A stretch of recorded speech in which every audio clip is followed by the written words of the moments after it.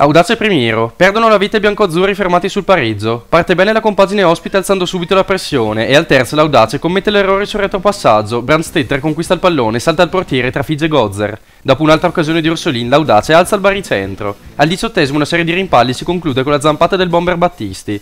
Gli ospiti rimangono in 10 al 40esimo e sulla punizione Zanone respinge un tiro quasi nel 7.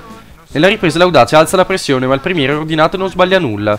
Il Primiero esce con un pareggio forse stretto, termina 1-1.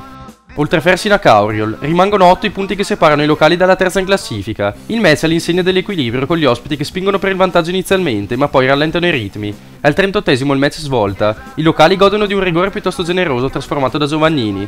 La Cauriol cerca il pareggio prima dell'intervallo e infatti lo trova al 42esimo con una punizione dai 25 metri di Marco Vanzetta.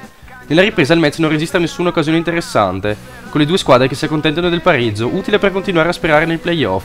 Finisce 1-1, un match equilibrato. Ortigaralefre Tesino, vittoria di misura per la capolista. Nel derby contro il Tesino la tensione si sente, la partita risulta molto combattuta ma molto fallosa. Il match è deciso all'11esimo da un rigore con Cesare Felicetti freddo a battere Muraro. I locali cercano di trovare una seconda rete ma Balduzzo e Villanova oggi formano una coppia che, rigore a parte, è veramente insuperabile. Nella ripresa la partita prosegue senza clamorosi sussulti, con una partita che scivola via tra la noia generale. Brutta ma preziosa vittoria per l'Ortigaralefre, sconfitta ancora ininfluente per il Tesino. Finisce 1-0 una partita fallosa e sterile. Ronsegno Montipallidi, vittoria sofferta per gli ospiti e la ripresa del campionato. Nella prima frazione giocano meglio però i locali, con la Montipallidi chiusa e senza idee. Il Ronsegno invece recrimina per un rigore negato una traversa colpita, con il portiere salvato solo dalla fortuna.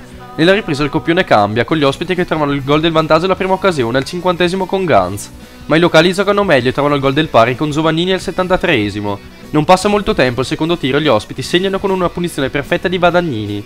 Con i locali in attacco ma non concreti, il match termina sull'1-2. Valsugana Ischia, sconfitta immeritata per i gialloverdi contro l'Ischia. L'arbitro rallenta in maniera esagerata il ritmo partita. Partono bene gli ospiti ma il gioco sostanzialmente è nullo. Al 22esimo Mirko Pasquazza concede il rigore agli ospiti con Polenta bravo a battere Spagolla. I gialloverdi però non ci stanno, al 37esimo trovano il giusto pareggio con il destro potente di Sandro Dal Saso.